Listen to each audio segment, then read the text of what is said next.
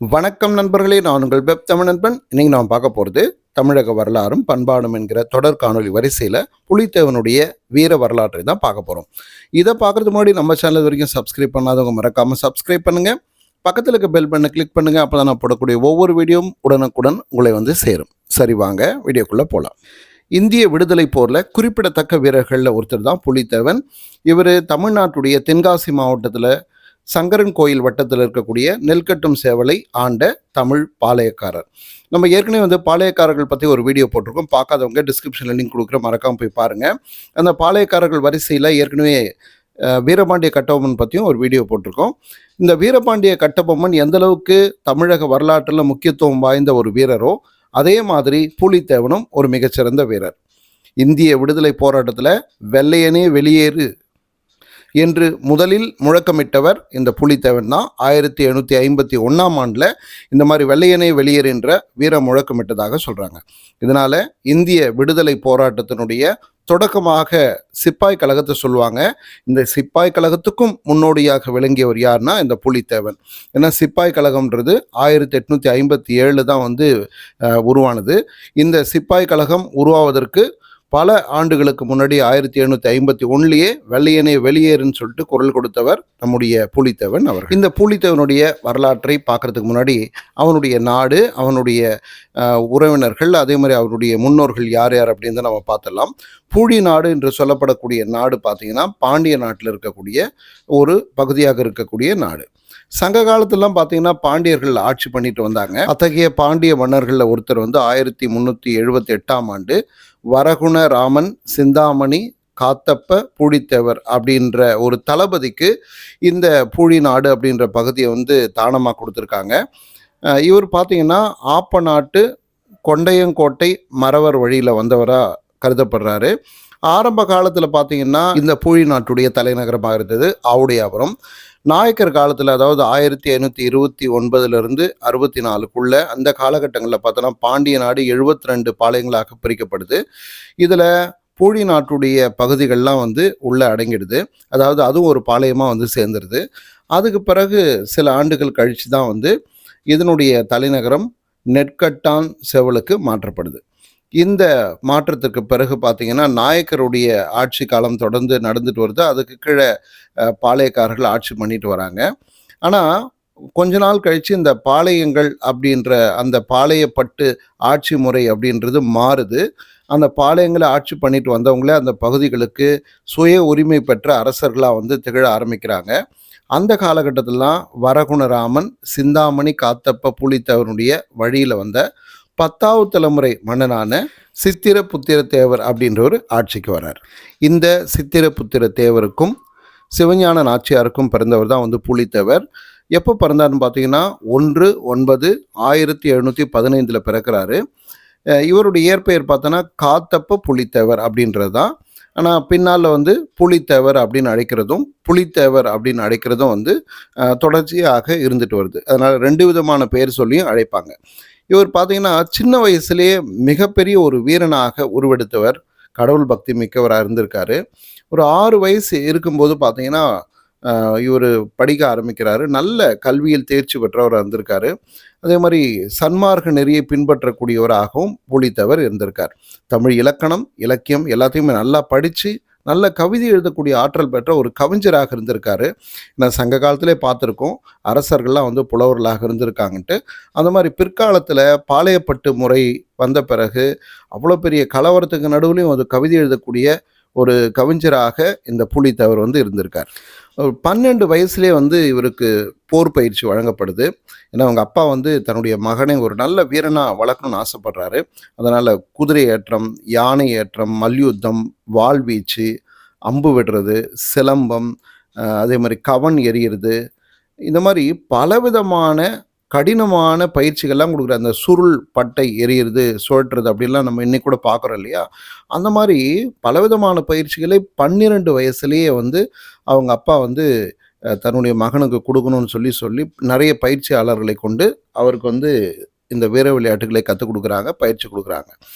இப்படிப்பட்ட இந்த வீரன் எல்லாத்தையும் கற்றுக்கிட்டு எல்லாத்துலேயுமே ஒரு தேர்ச்சி பெற்ற வீரனாக உருவாகிறான். அதே மாதிரி இந்த புலித்தேவன் தன்னுடைய உடலை நல்ல கட்டுமஸ்தா ஒரு ஒரு மாவீரனுக்கான உடல் கட்டோட வந்து வச்சிருந்தான் அப்படின்னு சொல்றாங்க. அதே மாதிரி நிறைய நாட்டுப்புற பாடல்கள் புலித்தேவனை பற்றி இருக்குது, அவனுடைய வீரத்தை பற்றி, அவனுடைய தோற்றத்தை பற்றியெல்லாம் இருக்குது. அப்படிப்பட்ட அந்த பாடல்களில் சில பாடல்கள் வந்து குறிப்பிடுறாங்க. புலித்தேவன் 6 அடி உயரம் மிக்கவர், அதே மாதிரி ஒளி பொருந்திய அந்த கண்கள், நல்ல வலிமையான தோள்களை உடையவர், அவருடைய நல்ல மார்பு, அகண்டு விரிந்த மார்பு, வீரம் செறிந்த மார்பாக இருந்தது அப்படின்னு சொல்கிறாங்க. அந்த காலத்தில் மேற்கு தொடர்ச்சி மலைகளில் புலிகளை கொன்று விளையாடக்கூடிய அந்த வீர விளையாட்டுகள்லாம் அவர் பண்ணியிருக்காரு. அதே மாதிரி புலித்தோல், புலி நகம் இதெல்லாம் வந்து அணிஞ்சிருந்தா சொல்கிறாங்க. இதனால தான் வந்து இவரை புலித்தேவர், அதாவது புலித்தேவர் அப்படின்னு சொல்லி அழைச்சு அது புலித்தேவர்னு சொல்லிட்டு மாறிடுச்சு அப்படின்னு சொல்கிறாங்க. இந்த திறமை மிக்க ஒரு புலித்தேவனுடைய அந்த எல்லாவித செயல்பாடுகளையும் பார்த்துட்டு ஒட்டு மொத்தமாக, அதாவது போர் பயிற்சி, வீரம், அதே மாதிரி அவனுடைய அந்த துடிப்பு, அதே மாதிரி அவனுடைய உடல்கட்டு எல்லாத்தையும் பார்த்துட்டு தான் வந்து காத்தப்ப புலித்தேவர், அதாவது அவருடைய அப்பா என்ன பண்ணுறாரு, அவருடைய புலித்தேவருடைய 12வது வயசில் 1726 அவரை அரசராக பட்டம் சூட்டி அரியணையில் உட்கார வைக்கிறார். இந்த புலித்தேவனுடைய இல்லற வாழ்க்கையை பற்றி பார்த்தீங்கன்னா, இவருக்கு வந்து அப்பா முறைப்படி திருமணம் பண்ணி வைக்கிறாரு. இவருடைய துணைவியார் பார்த்தீங்கன்னா, அவங்களுடைய அக்கா மகளான கயல் கண்ணி என்ற லட்சுமி நாச்சியார். இவங்களுக்கு 3 பிள்ளைகள் பிறக்கிறாங்க. கோமதி, முத்து தாளவாச்சி, சித்திரபுத்திர தேவன், சிவஞான பாண்டியன் 3 பேரும் இவங்களுடைய பிள்ளைகள். இவர் வந்து ஒரு மிகச்சிறந்த ஒரு குடும்ப நிர்வாகியாக, அதே மாதிரி ஒரு நாட்டை நிர்வகிக்கக்கூடிய நிர்வாகியாக 2த்துலையுமே வந்து திறம்பட செயல்பட்டிருக்காரு. நாட்டை பொறுத்த வரைக்கும் பார்த்தீங்கன்னா, பாளையங்களை கிடைச்ச வருமானத்தை கொண்டு நல்ல ஒரு மக்களுக்கு ஒரு திருப்தி தரக்கூடிய நிர்வாகத்தை பண்ணியிருக்காரு. அதே மாதிரி வரி வசூல் பண்ண பணத்தில் வந்து மிச்சம் இருக்கிறதெல்லாம் வச்சுக்கிட்டு கோயில் திருப்பணிகள் நிறைய பண்ணியிருக்காரு. சங்கரன் கோயில், பால்வண்ணநாதர் கோயில், வாசுதேவநல்லூர் அர்த்தநாதீஸ்வரர் கோயில், நெல்லை வாகையாடி அம்மன் கோயில், அதே மாதிரி மதுரை சொக்கநாதர் கோயில், திருநெல்வேலி சீமையில் இந்த மாதிரி பல கோயில்களுக்கு புலித்தேவர் வந்து நிறைய உதவிகளை, திருப்பணிகளை வந்து செஞ்சுருக்கதா சொல்கிறாங்க. அதே மாதிரி முழு கோயிலையும் சீர்படுத்தின அந்த வரலாறுகள்லாம் வந்து கல்வெட்டுகள் இருக்குது அப்படின்னு சொல்கிறாங்க. நிறைய கோயிலுக்கு அணிகலன்களை பரிசாக வந்து கொடுத்துருக்காரு, நிறைய கோயிலுக்கு குளம் வெட்டி கொடுத்துருக்காருன்னு சொல்லிட்டு நிறைய செப்பேடுகள் குறிப்பிடுகிறது அப்படின்றத நம்ம பார்க்குறோம். இப்படிப்பட்ட ஒரு சிறந்த ஆட்சியாளராக இருந்த அந்த புலித்தேவன் நாட்டுக்கு என்ன பண்ணார், அதாவது இந்திய விடுதலைக்கு என்ன பண்ணார், ஏன்னா இதெல்லாம் வந்து ஒரு பகுதியில் இருக்கக்கூடிய மக்களுக்கு செஞ்சது அப்படின்றது மட்டும் நம்ம பார்த்துட்ருக்கோம். ஆனால் அப்படி இல்லாமல் இந்திய விடுதலை போருக்கு ஒரு முக்கியமான ஒரு பணியை இவர் செஞ்சுருக்கார் அப்படின்றதையும் நாம் வரலாற்றில் கண்டிப்பாக வந்து மறக்காமல் நினச்சி பார்க்கணும். அது என்ன அப்படின்னா, 1750 ராபர்ட் கிளைவ் திருச்சிக்கு வந்து அவங்களுடைய ஆங்கிலேய கொடியை ஏற்றி வைக்கிறார். அப்போது தென்னாட்டு பாளையக்காரர்கள்லாம் வந்து பார்த்துட்டு போனோம் அப்படின்னு சொல்கிறார். நீ என்ன இப்போ அவ்வளோ பெரிய ஆளாக, உன்னை நான் வந்து பார்க்கணுமா அப்படின்ட்டு வந்து புலித்தேவன் இது கேட்டவுடனே கோபம் வருது. அதுக்கு பிறகு அந்த திருச்சிக்கு ஒரு மிகப்பெரிய படையோடு போயிட்டு அந்த திருச்சியை தாக்குறார். அதாவது ஆங்கிலேயர்கள் தங்கியிருக்கக்கூடிய அந்த இடத்தை வந்து பெரும் படையோடு போயிட்டு தாக்குறாரு. அந்த தாக்குதலில் வெற்றியும் பெறுகிறார். அதனால் ஒரு மிகச்சிறந்த ஒரு வீரன் அப்படின்னா வந்து அவமானங்களை பொறுத்து கொள்ளக்கூடாது அப்படின்ற மாதிரியான ஒரு எண்ணம் கொண்டவர்கள் இவரும் ஒருத்தர். அதனால் வெள்ளைக்காரங்க வந்து என்னை வந்து பார்த்துட்டு போனோன்னா அதையே இவரால் தாங்கிக்க முடியல. நீ யார் எங்கள் ஊரில் வந்துக்கிட்டு என்னையை வந்து பார்க்க சொல்கிறது அப்படின்னு சொல்லிட்டு போய் அவங்கள ஒரு கை பார்த்துட்டு வந்துடுறாரு. இதெல்லாம் வந்து பாடலாக கூட பாடியிருக்காங்க. புலித்தேவன் சிந்துன்ற கதை பாடல்களில் இந்த கதையெல்லாம் வந்து எழுதியிருக்காங்க. சரி, இந்த கதைகள்லாம் தாண்டி 1755 கர்னல் கீரோன் அப்படின்ற ஒருத்தர் வந்து தன்னுடைய கோட்டை முற்றுகையிடுவதை பொறுத்து கொள்ளாத புலித்தேவன் பொங்கி எழுறார். நீ யார் என் கோட்டையை வந்து முற்றுகையிடுறதுக்கு அப்படின்னு சொல்லிட்டு சண்டைக்கு போகிறாரு. எதுக்காக அவன் முற்றுகையிட்டான்னா, இதெல்லாம் வந்து எங்கள் பகுதி, நீ எனக்கு கப்பம் கட்டணும், அதை வரி கட்டணும் அப்படின்னு சொல்கிறான். அதே மாதிரி இங்கே வசூல் பண்ணக்கூடிய நிலத்தில் வசூல் பண்ணக்கூடிய எல்லாமே வந்து எனக்கு கொடுக்கணும் அப்படின்றான். உடனே புலித்தேவனுக்கு கோபம் வருது. இது எங்களுடைய நிலப்பகுதி, எங்களுடைய நிலப்பகுதியில் நாங்கள் வந்து பயிர் பண்ணி வாழ்ந்துகிட்டு இருக்கோம், இதில் உனக்கு என்ன உரிமை இருக்குது? அதனால் வெள்ளையர்களுக்கு யாருக்குமே வந்து இங்கே இடம் கிடையாது, உனக்கு வந்து வரி கொடுக்க முடியாது அப்படின்னு சொல்லிட்டு முதல்ல வந்து வெளியே போ அப்படின்னு சொல்கிறார். அதாவது வெள்ளையனே வெளியேறு அப்படின்ட்டு சத்தம் போடுறார். இது வந்து மிகப்பெரிய ஒரு முழக்கமாக பின்னால வந்து உருவாகுது. ஆனா வெள்ளைக்காரங்க அத்தோட போயிடுவாங்களா? திரும்ப திரும்ப திரும்ப வந்து இவர்கிட்ட பிரச்சனை பண்ணிக்கிட்டே இருக்காங்க. அ களக்காட்டுலயும் வந்து இவங்க கூட சண்டை போடுறாங்க. அதே மாரி நெற்கட்டும் சேவல் அந்த கோட்டையிலயும் வந்து ஒரு பெரிய போர் நடக்குது. அந்த எல்லா போர்கள்லயுமே வந்து புலித்தேவன் தான் ஜெயிக்கிறாரு. அந்த சமயத்துல அந்த ஆங்கிலேயர்களுக்கு உதவியாக மாஃபூஸ் கான் அப்படின்ற ஒருத்தர் வந்து துணைக்கு வராரு. அவங்களையும் அடிச்சு விரட்டி விட்டுறாரு. அதுக்கடுத்து பார்த்தோன்னா, திருவில்லிபுத்தூர் என்று சொல்லக்கூடிய ஸ்ரீவில்லிபுத்தூர் கோட்டையிலயும் வந்து ஒரு போர் நடக்குது. அந்த போர்ல ஆற்காடு நவாபுடைய தம்பியும் தோற்கடிச்சு அனுப்புறார். ஆனா என்னதான் வீரம் பொருந்தியவராக இருந்தாலும் தன்னுடைய மனசுக்கு ரொம்ப நெருக்கமானவங்க வந்து இறந்து போகும்போது அதை தாங்கிக்க முடியாது இல்லையா? அந்த மாதிரியான ஒரு சோகமான சம்பவம் புலித்தேவனுடைய வாழ்க்கையில் நடக்குது. எப்போ அப்படின்னு சொல்லி பார்த்தீங்கன்னா 1756 மார்ச் மாதம் திருநெல்வேலியில் இந்த மாஃபஸ் கான் மறுபடியும் சண்டைக்கு வரான். அங்கே வந்து புலித்தேவன் அவனோட எதிர்த்து சண்டை போட்டுட்ருக்கான். இந்த சமயத்தில் புலித்தேவனுடைய உயிர் தோழனான முடோமியா அப்படின்ற ஒருத்தரை வந்து ஆங்கிலேயர்கள் பிடிச்சு வச்சுக்கிட்டு அவனை துண்டு துண்டாக வெட்டி எறிகிறாங்க. இதை பார்த்து வந்து மனசு உடைஞ்சு போகிறார் புலித்தேவன். போரை நிறுத்திடுறார். அந்த போர் நிறுத்தினதுனால அந்த மாஃபஸ் கான் அப்படின்றவன் திருநெல்வேலியை வந்து முழுசும் வந்து தன்னுடைய ஆக்கிரமிப்புக்குள்ளே கொண்டு வந்துடுறான். இது 1756 நடக்குது. அதுக்கு பிறகு இதோட வந்து புலித்தேவனுடைய கதை முடிஞ்சிருச்சு அப்படின்னு சொல்லி நினைக்கிறான். 1765 அக்டோபர் மாதம் பார்த்தீங்கன்னா வாசுதேவநல்லூர் கோட்டையை தாக்கி கேப்டன் பெரிட்சன் அப்படின்றவன் வந்து அவன் இருக்கக்கூடிய இடத்துல போய் சண்டை போட்டு அவனை வந்து புலித்தேவன் தோற்கடிச்சிடுறான். திரும்பவும் என்ன பண்ணுறாங்க, அந்த வெள்ளைக்காரங்க திரும்ப வந்து இவனுடைய கோட்டையை தாக்குறாங்க.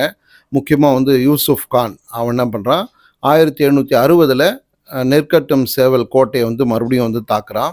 அப்புறம் 1766 கேப்டன் பவுட்சன் அப்படின்றவும் வாசுதேவநல்லூர் கோட்டையில் தங்கியிருக்கும்போது புலித்தேவனை மறுபடியும் வந்து தாக்குறான்.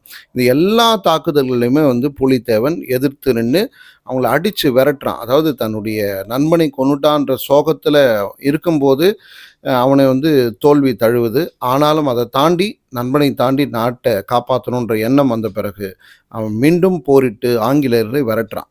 இருந்தாலும் கூட 1766 ஆங்கிலேயருடைய தலைமை தளபதி ஒருத்தர் வரார், கான் சாஹிப் வால் அப்படின்ற ஒருத்தர். இவர் வந்து சாதாரண ஆள்லாம் கிடையாது, பயங்கரமான கொடூரமான ஒரு ஆள். எவனவனா வந்து கொன்று போட்டுட்டு போயிட்டே இருப்பேன் அப்படின்ற மாதிரி சொல்லுவாங்களா, அந்த மாதிரியான ஒரு ஆள். ஈவிரக்கெல்லாம் கிடையாது. அப்படிப்பட்ட இந்த ஆங்கிலேய ஆட்சியாளர் என்ன பண்ணுறாரு, புலித்தேவனை அழிக்கணுன்றதுக்காக வரா. ஆனாலும் கூட 10 ஆண்டு காலம் தொடர்ந்து புலித்தேவனுடைய அந்த நாட்டின் மீது கோட்டையின் மீது போர் தொடுத்து போயிட்டே இருக்கான். அதாவது ஒரு அளவு இருக்கு இல்லையா? ஏன்னா இவன் வந்து ஒரு பாளையக்காரன் தான், ஒரு பெரிய மாபெரும் மன்னன்லாம் கிடையாது. சேர சோழ பாண்டியர் மாதிரிலாம் கிடையாது, ஒரு சாதாரண ஒரு மன்னன். இருந்தாலும் வந்து தங்கிட்ட இருக்கக்கூடிய படைகளை வச்சுட்டு சண்டை போட்டிருக்கான். தொடர்ந்து சண்டை நடக்கும்போது நிறைய உயிரிழப்புகள் இருக்கும், பொருள் இழப்புகள் இருக்கும்.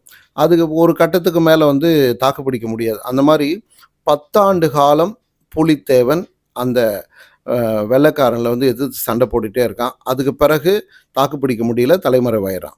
இந்த நெருக்கடியான சூழலில் ஆங்கிலேயர்களுக்கு எதிராக வந்து போர் நடத்தணும் அப்படின்ட்டு நாங்கள் உங்களுக்கு துணையாக இருக்கோம் அப்படின்னு சொல்லிட்டு வெள்ளைக்காரங்களுடைய எதிரியான டச்சுக்காரர்கள் துணைக்கு வர்றதுக்கு தயாராக இருக்காங்க.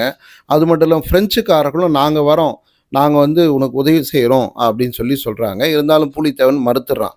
ஏன்னா இவங்க எல்லாமே ஒரே மாதிரியான ஆட்கள் தான். இன்றைக்கி உதவிக்கு வரேன்னு சொல்லுவாங்க, நாளைக்கு வந்து நம்முடைய நாட்டை பிடிச்சிருவாங்க அப்படின்லாம் புலித்தேவனுக்கு எண்ணம் இருந்தது. அதனால் அவங்கக்கிட்ட யார்கிட்டையுமே வந்து உதவி நாடலை. அதற்கு பதிலாக அங்கே சுற்றி இருக்கக்கூடிய பாளையக்காரர்களுடைய உதவியை நாடுறான். அந்த சமயத்தில் நிறைய பாளையக்காரர்கள் வந்து முன் வராங்க. அப்போது எல்லாரையும் வந்து ஒன்றாக சேர்த்து பாளையக்காரர்கள்லாம் வந்து ஒற்றுமையாக இருந்து போராடினா அந்த வெள்ளைக்காரங்களை விரட்டலாம் அப்படின்ற ஒரு எண்ணம் வருது. அதே சமயத்தில் நம்ம ஏன் வந்து இன்னொருத்தனுக்கு வந்து வரி கட்டணும் அப்படின்ற எண்ணமும் வந்து தோணுது. இது எல்லாருக்கூடையும் கலந்து ஆலோசிக்கிறான். அப்போது வரி வசூல் பண்ணக்கூடியவங்களுக்கு இடையிலே வந்து சண்டை சச்சரவு வருது. அதனால் நான் தான் வரி வாங்குவேன் அப்படின்னு சொல்லிட்டு 2 பேரும் அடிச்சுக்கிறாங்க. இந்த சமயத்தில் தான் யாருக்குமே வரி கொடுக்காது போங்கடா அப்படின்னு சொல்லிட்டு இந்த புலித்தேவன் உள்ளிட்ட பாளையக்காரர்கள்லாம் வந்து முடிவுக்கு வராங்க. அதுக்கு பிறகு தான் வந்து இந்த பகுதியை நாங்களே ஆட்சி பண்ணோன்னு சொல்லிட்டு ஆட்சி பண்ணிகிட்டு இருக்காங்க. என்ன தான் வந்து வெள்ளைக்காரங்க அச்சுறுத்தினாலும் கூட கொஞ்சமும் சளைக்காமல் போரிடக்கூடிய ஒரு வலிமை மிக்கவனாக புலித்தேவன் இருக்கான். திரும்ப திரும்ப போரிட்டதனால ஏற்பட்ட களைப்பு எல்லாத்தையும் தாண்டி அவன் இந்தியாவிற்காக, தமிழகத்துக்காக, விடுதலைக்காக போராடுவதில் கொஞ்சம் சளைக்காத வீரனா இருந்தார். இதற்கு பிறகு தான் வந்து பல போர்களை கண்ட அவனுடைய கோட்டைகள் வந்து வெளிநாட்டிலிருந்து, அதாவது இங்கிலாந்திலிருந்து கொண்டு வரப்பட்ட பீரங்கிகள் மூலமாக தொடர்ந்து தாக்குதலுக்கு உள்ளாக்கப்பட்டு அந்த கோட்டை தகர்க்கப்படுது. அதுக்கு பிறகு ஆங்கிலேய படைகள், தளவாடங்கள்லாம் வந்து கோட்டைக்குள்ள எடுத்துகிட்டு போகிறாங்க. வேறு வழி இல்லாமல் மிச்சம் இருக்கக்கூடிய படைகளோட பூலித்தேவன் என்ன பண்ணுறாரு, கடலாடிக்கு வந்து தந்திரமாக தப்பிச்சு போயிடுறாரு. அவர் கோட்டையை விட்டு போனாலும் ரகசிய படைகள்லாம் வச்சுக்கிட்டு இங்கே என்ன நடக்குது அப்படின்றத பார்த்துக்கிட்டே இருக்காரு. சில மாதங்கள் கழித்து திரும்பவும் வந்து பூலித்தேவன் தன்னுடைய கோட்டையை வந்து பிடிச்சிடுறார். ஆனாலும் இதெல்லாம் வந்து பொறுத்து கொள்ளாத ஆங்கில அரசாங்கம், ஆங்கில அரசர்கள்லாம் என்ன பண்ணுறாங்க, மொத்த நாட்டையும் வளைச்சி இங்கே இருக்கவங்களை எல்லாரும் அழிச்சணும் அப்படின்னு சொல்லிட்டு முடிவு பண்ணி ஒரு பெரும் படையை திரட்டிக்கிட்டு வந்து வராங்க. இது எப்போ நடக்குதுன்னா 1767 டொனால்டு காம்பெல் அப்படின்ற அந்த அதிகாரியினுடைய தலைமையில் ஒரு பெரும் படையை வந்து திரட்டிட்டு வராங்க. கேப்டன் ஹார்பர் இந்த மாதிரி இன்னும் நிறைய மேஜர் பிளின்டன் இந்த மாதிரி நிறைய அதிகாரிகள்லாம் கூட வராங்க. வாசுதேவநல்லூர் கோட்டையை வந்து தாக்குறாங்க. ஒரு பெரும் படையோட வந்து தாக்குவாங்கலாம் புலித்தேவன் எதிர்பார்க்கல. அதனால் வந்து பயந்து ஓடலை, பார்த்துக்கலாம் அப்படின்னு சொல்லிட்டு எதிர்த்து நிற்கிறாரு. நான் ஏற்கனவே சொன்ன மாதிரி தான், அவங்களுடைய பீரங்கிகளுக்கு முன்னாடி நம்முடைய வாளும் வெல்லும் வந்து ஒன்றுமே பண்ண முடியாது. அதனால் எவ்வளோ தாக்குப்பிடிக்கக்கூடிய அளவுக்கு தாக்குப்பிடிச்சு சண்டை போடுறாங்க. இருந்தாலும் குண்டு போட்டுகிட்டே இருக்காங்க. அதனால் கோட்டை முழுக்க, அந்த சுவர்கள் முழுக்க ஓட்டையாகுது. அதில் களிமண் வச்சு அடைக்கிறாங்க, வைக்கோல் வச்சு அடைக்கிறாங்க. எவ்வளோ அடித்தாலும் திரும்ப ஓட்டையாகிட்டே இருக்குது. அதெல்லாம் போனாலும் கூட தங்களுடைய உடல்களை வைத்து அந்த ஓட்டைகளை அடைக்கிறாங்க. இருந்தாலும் குண்டு போட்டுகிட்டே இருக்காங்க. கிட்டத்தட்ட ஒரு வாரம் பயங்கரமான ஒரு சண்டை நடக்குது. ஆனால் அந்த சமயத்தில் ஒரு பயங்கர மழை பெஞ்சதுனால அதை பயன்படுத்தி கொண்டு பூலித்தேவன் வந்து அந்த இடத்துலேருந்து தப்பிச்சு மேற்கு தொடர்ச்சி மலை பக்கமாக போயிட்டு மறைஞ்சிடுறார். இதற்கு பிறகு பூலித்தேவர் என்ன ஆனான்றது வந்து உறுதியான செய்திகள் இல்லை. அவர் வந்து வெள்ளைக்காரங்களால் வந்து கொல்லப்பட்டார் அப்படின்னு சொல்கிறாங்க. ஆனாலும் அவர் கொல்லப்பட்ட செய்தியை வெளியே சொல்லலை. வெளியே சொல்லியிருந்தால் இன்னும் நிறைய மக்கள் வந்து போராட வருவாங்க அப்படின்றது வெள்ளைக்காரங்களுக்கு தெரியும். அதனால் வந்து வெளியே சொல்லாமல் விட்டுட்டு தான் வந்து ஒரு சிலர் சொல்கிறாங்க. இன்னொரு சிலர் என்ன சொல்கிறாங்கன்னா, அவர் வந்து இறைவனோடு கலந்து விட்டார் அப்படின்னு சொல்கிறாங்க. ஏன்னா வெள்ளைக்காரங்க கைது பண்ணி கூப்பிட்டு போகும்போது பாளையங்கோட்டைக்கு போகிற வழியில் சங்கரன் கோயிலில் சாமி கும்பிட்டு போகிறேன் அப்படின்னு சொல்லிட்டு பூலித்தேவன் சொன்னதாகவும், அதற்காக கும்பினிய போர் வீரர்கள் புடைசூழ அவர் கோயிலுக்கு அழைத்து செல்லப்பட்டதாகவும், அங்கே ஒரு பெரிய புகை மூட்டம் வந்து அவர் வந்து ஜோதியோடு கலந்துட்டதாகவும் சொல்லுவாங்க. இந்த மாதிரி நிறைய கதைகள் உண்டு. இந்த கோயிலில் சொன்ன அந்த கதைகளை வச்சுட்டு பார்த்திங்கன்னா, அந்த இன்றைக்கும் கூட சங்கரன் கோயிலில் இருக்கக்கூடிய சங்கரநாராயணன் கோயிலில் பூலித்தேவர் மறைந்த இடம்னு சொல்லிட்டு ஒரு இடத்தை ஒதுக்கி பாதுகாத்துட்டு வர்றதா சொல்கிறாங்க.